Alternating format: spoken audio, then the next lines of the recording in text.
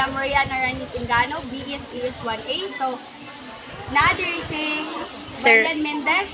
Then ako yung interview, good morning sir. Then, naka-try na ba ka og stress and kinabuhi? So, isa akong na-experience try dito. Isip sa bata, isip sa exist na rin sa kalibutan is makaagi yung stress. Nakita yung stress na agian. Oh, problem. Okay sir, then unsa nga stress imong naagian sir?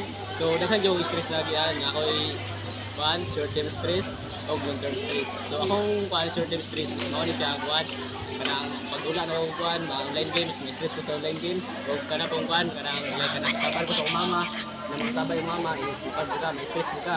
Yung life ko na ng mga academic, like, ay deadline, may stress ko ka, mo na itawag na short-term stress. So, ang long-term stress na ko is, mo ni siya like sa financial. So, labi na financial, di na siya mawala, maong tawag na siya long-term stress. So, ano ko nito, daghan sa mo mag-sonod is daghan ni, kung di kayo ang financial, problem ni siya sa buwan.